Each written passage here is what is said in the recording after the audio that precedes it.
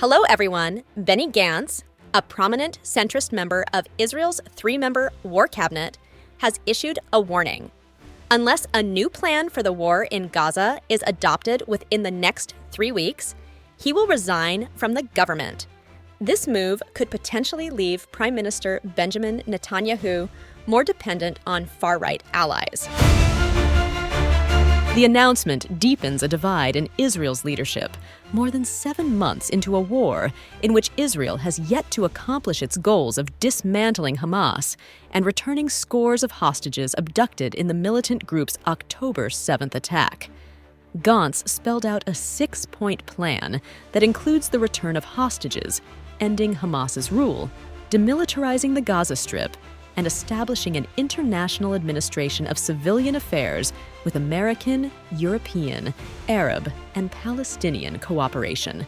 The plan also supports efforts to normalize relations with Saudi Arabia and widen military service to all Israelis. He gave a June 8th deadline.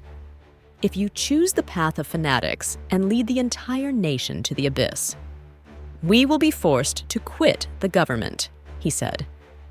Netanyahu, in a statement, responded by saying Gantz had chosen to issue an ultimatum to the prime minister instead of to Hamas, and called his conditions euphemisms for Israel's defeat.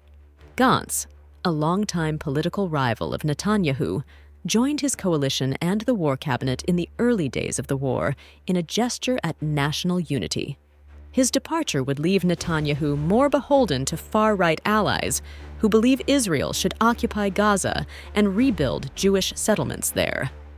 Gantz spoke days after Israeli Defense Minister Yoav Gallant, the third member of the war cabinet, said he would not remain in his post if Israel elected to reoccupy Gaza, and called on the government to make plans for a Palestinian administration.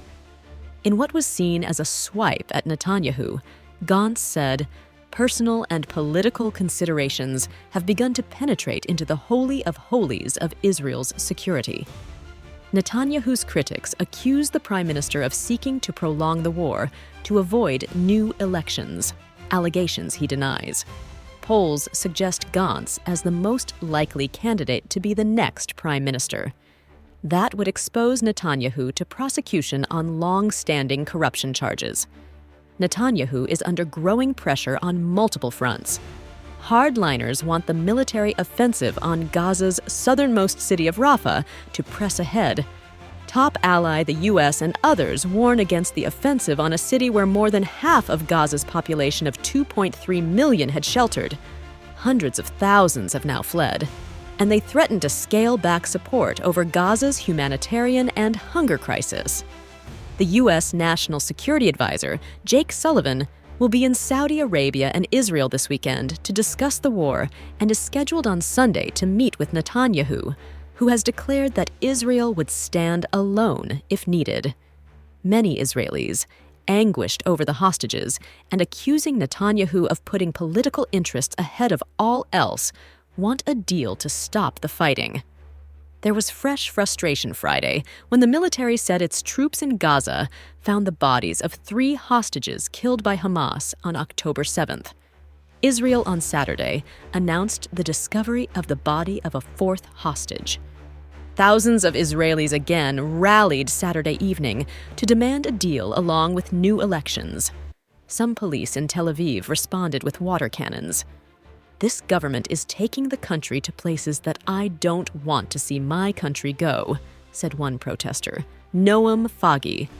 The latest talks in pursuit of a ceasefire in Gaza, mediated by Qatar, the United States, and Egypt, have brought little.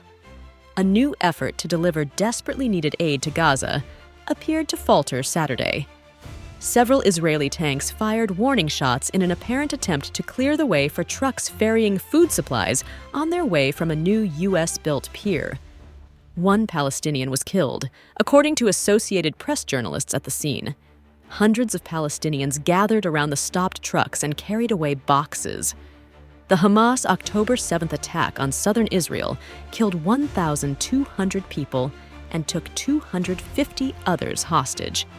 Israel says around 100 hostages are still captive in Gaza, along with the bodies of around 30 more.